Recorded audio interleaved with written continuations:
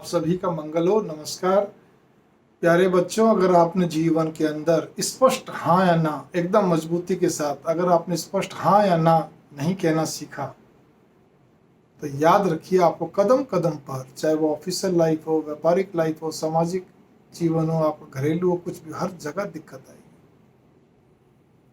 आपके कुछ नॉर्म्स, कुछ सिद्धांत होने चाहिए और वो सिद्धांत के आधार पर ही आपको क्या कहते हैं जीवन को चलाना। तो अच्छी बात है, मैं आपको ज़्यादा सिद्धांतिक बातें नहीं कर रहा, लेकिन जो जीवन में जरूरी है, आपके ऑफिस में भी आपको दिक्कत आती है, आप व्यापार करते हो उसमें भी दिक्कत आती है, आपके घर में भी दिक्कत आती है, सामाजिक भी एक ही चीज़ है।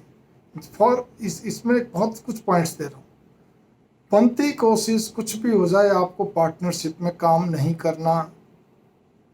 जितना भी पैसा लगता है, पैसा ठीक है आपको लोन पे लेना है, अगर आपको जो भी कुछ है वो ले लीजिए, ज़बरदस्ती पार्टनर नहीं बनाए।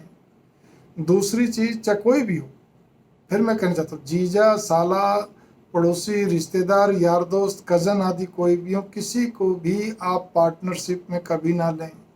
आप पति पत्नी, माता पिता, सगे बहन भाई अच्छे हैं पार्टनर, अगर उनसे मन मिलता है तो, नहीं तो आप पति पत्नी अच्छे। दूसरी चीज़, कभी भी किसी का इस चीज़ पे गौर कर लीजिए, व्यक्तिगत उधारी वगैरह नहीं करनी है आपको।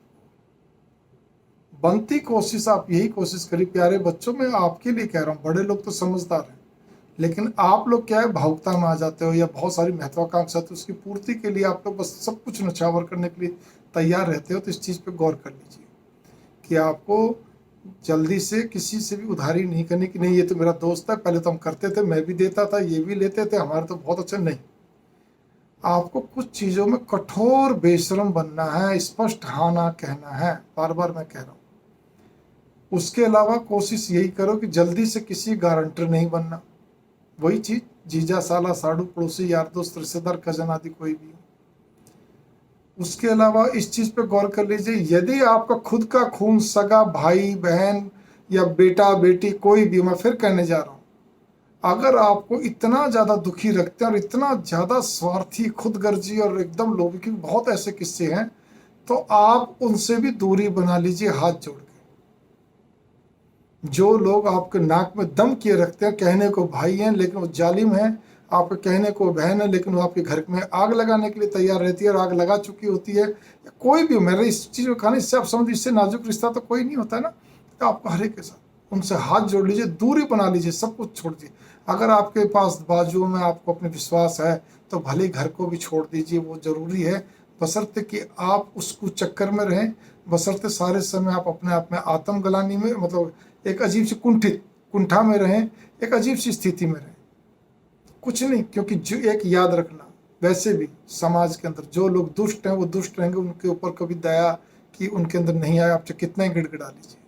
जो शातिर दिमाग के धूर्त हैं, उनके आगे आप कितनी अच्छी अच्छी बात कर लीजिए, उनको कोई फर्क नहीं पड़ता, उनने तो वही मकसद है उनका, उसी को वो अपने हिसाब से चलेंगे। तो इसीलिए आप अपने आप में मजबूत बनिए, सब कुछ करिए। उसके अलावा कठोर कठोर आपको और बनना है कि घर में बार बार अगर आपके यहाँ रिश्तेदार आ रहे हैं, मैं तो एक चीज़ है कि शास्त्रों में लिखा गया है, बार बार भाई बेटियों का भी हर महीने, मतलब उससे जितने थोड़े थोड़े दिन में पहुंच जाना, वो भी ठीक नहीं है। शादीशुदा भाई बेटी, मतलब बहन बेटियां जो भी हैं, वो थोड़े थोड़े दिन में आपके महीने में 2 बार आ रही हैं, प्रत्येक महीने में आ रही हैं, तो क्या मतलब बनता है? आपके घर के अंदर 100 तरह की बातें हैं, बहन बहनोई आ रहे हैं, 100 तरह की चीज़ें, 100 तरह का, उससे क्या आप कोई दिक्कत बनेगी? आपके यार दोस्त आपके घर में बराबर फ्रिक्वेंटली आ रहे हैं, जा रहे हैं, बैठ रहे हैं, हंसी ठट्टा कर रहे हैं, दिखने में कुछ भी बुरा नहीं है, लेकिन याद रखिए आपको बहुत ज़्यादा आपका आगे चल के दिक्कतें बनेंगी। घर की, परिवार की सुरक्षा के लिए, गरिमा बनाए रखने के लिए आपको भी इस चीज़ का पालन करना है कि दोस्तों घर में नहीं जाएं, रिश्तेदारों घर में नहीं जाएं, बहुत अति आवश्यक हो तब जाएं, नहीं तो नहीं जाएं। ये गौर कर लीजिए, मैं नीतिगत बात कह रहा हूँ। जितने बड़े बड़े नीतिकार हुए, चाहे चाणक्य हों, भगवान कृष्ण हो, विदुर, सब जगह ये हार्ड फैक्ट है।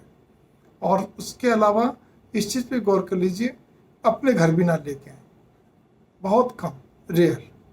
और आपको साथ साथ में तीसरा पॉइंट, उसमें भी आपको बिल्कुल कठोरता से हाँ ना करनी है। आपको हर एक के लिए एकदम से मदद करने के लिए तैयार नहीं होना कि लो जी मैं मदद करने के लिए तैयार हूँ, आपका दिल द्रवित हो गया जी, मेरा तो स्वभाव है, मैं तो पैसे उधार दे दिए जी, मैं तो उसके लिए वहाँ चला गया। सिवाय बेवकूफ़ बनने के कुछ नहीं है इस संसार में।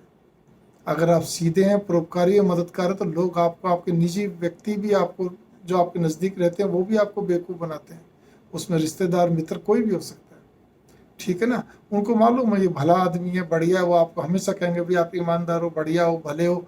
और आपको बेवकूफ़ बना किस दिन कहेंगे फिर क्यों करा, हमने कही थी आपको करने के लिए, आप ही आए थे। आपका दिल कितना टूटेगा।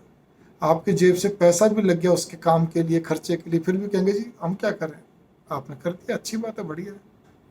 कई बार भावनाएं टूटती हैं, करती हैं, बहुत सारी चीज़ें होती हैं आपकी, कोई ना कोई छोटी छोटी कमियों को लेकर फिर बाद में सबके सामने गीत गाते रहेंगे। परिवार में ज़्यादा आएंगे तो परिवार की हंसी उड़ाने वाले ही मिल जाएंगे। फिर आपको एक तरफ तो पड़ते, एक एक दोस्त आपके लिए लीपा पोती करेगा, दूसरा आपकी हंसी उड़ाएगा, तीसरा कहेगा जी मैं क्या करूँ जी, आप ही बात कर लो। यही रिश्तेदारों का हाल है। तो मेरी भावना यहाँ पर ये आती है, आप जितना अपने आप में मजबूत रहेंगे, जितना आप क्या कहते हैं, आप ये नहीं कह सकते जी वो भी हमें कल तक रुपए पैसे दिया कर, तो किस लिए लेना, क्यों करना, छोड़ दीजिए। आप ये नहीं कह सकते जी हम मदद करते हैं जी, कुछ नहीं करना। और अंतिम बात मैं कहने जा रहा हूँ, जितनी बनती कोशिश हो, बाजार में ब्याज पे नहीं देना पैसे। आजकल पार्टियां बहुत उठ रही हैं, बड़ी समस्या हो रही है। मेरे प्यारे बच्चों, मैं फिर कहने जा रहा हूँ, जितने भी लोग जा रहे हैं, ज़्यादातर नौजवान ही लोग इस तरह कर रहे हैं। तो मेरी भावना यहाँ पर यह है, आप लोग संभल कर रहिए। जो बड़े लोग आपको समझाते हैं ना आपके घर के अंदर, उनका पालन करिए। देखिए, मैं एक बात फिर कहना चाहता हूँ, मैं भी एक पिता हूँ, मैं एक बात फिर आपसे हाथ जोड़ के निवेदन करना चाहता हूँ। प्यारे बच्चों, मेरे किशोर बच्चों, मेरे नौजवान बच्चों, आप अपने घर के बड़ों का कहना मान लीजिए। उनको पास तजुर्बा है बहुत सारी। कोई भी माँ बाप, कोई भी दादा दादी, मतलब बड़े लोग जो भी अंकल, वो ये नहीं चाहेंगे कि जो हमने ठोकर खाई वो बच्चे भी खाएं।